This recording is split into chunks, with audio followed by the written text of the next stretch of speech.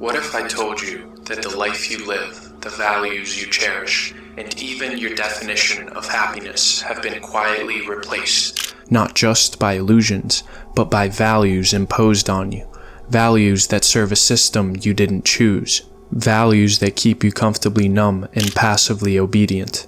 Guy Debord, a French philosopher and filmmaker, argues exactly this in his groundbreaking book, The Society of the Spectacle.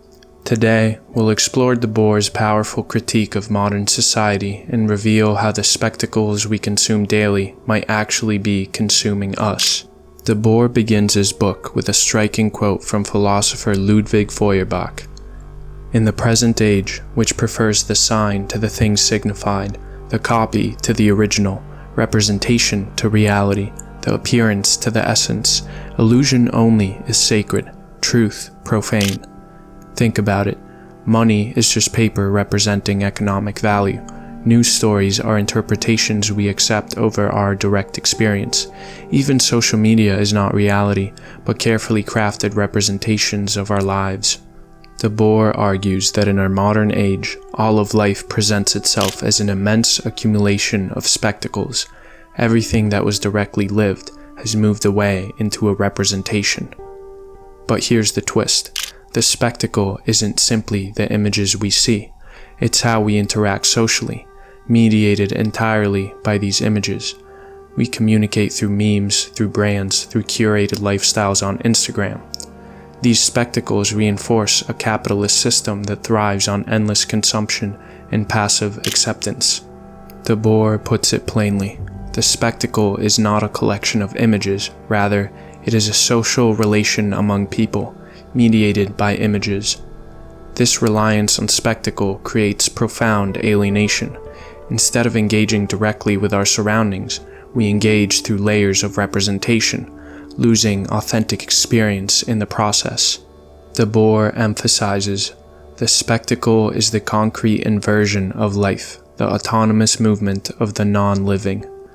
Consider the act of taking a photo at a concert. We sacrifice direct experience, feeling the music, the crowd's energy, to document it. Our goal shifts from experiencing life fully to collecting representations of it.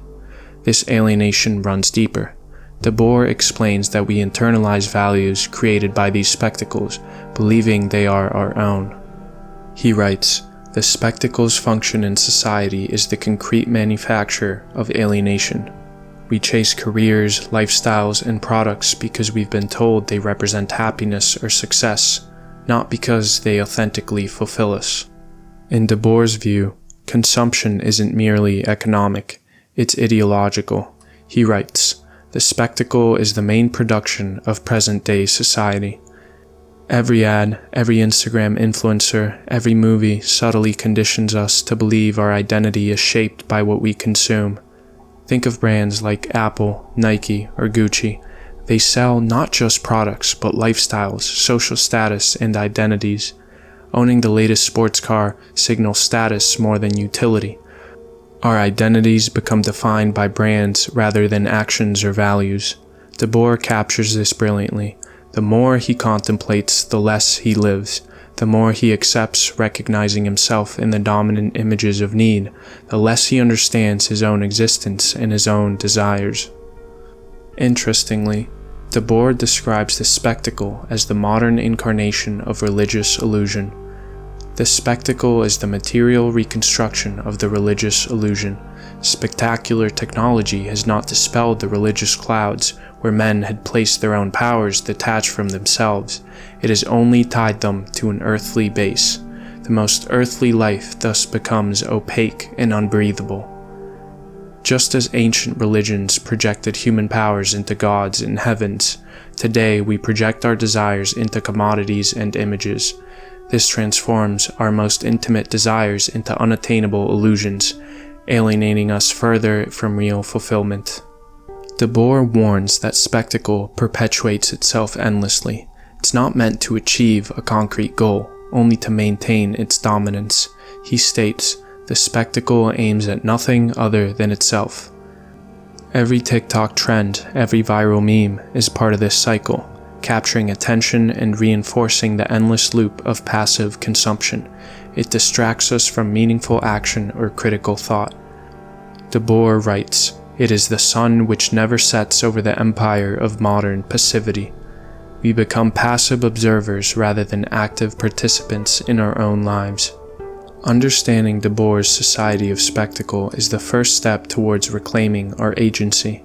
We must question the narratives fed to us and seek authentic experiences beyond the mediated illusions of consumption. How often do you pause to reflect if your goals and desires genuinely come from within or have been implanted by external spectacles? Debord suggests the solution lies in reclaiming authentic relationships and direct experiences. By valuing truth over representation and reality over illusion, we can begin dismantling the spectacle's dominance in our lives. He advises that genuine liberation involves active participation and direct communication, breaking away from the passive roles assigned by spectacle-driven consumer culture. In the end, Guy Debord challenges us to see clearly the spectacle's invisible chains. His message is not merely philosophical. It's a call to wake up from passive consumerism and reclaim our humanity. Debord's recommendation is simple yet profound. Actively engage in life rather than passively observing it. So next time you find yourself scrolling aimlessly or chasing after the next trendy gadget, pause and ask yourself, am I truly living my life, or am I merely consuming its representation? If you enjoyed exploring this powerful idea, hit subscribe and share your thoughts in the comments below.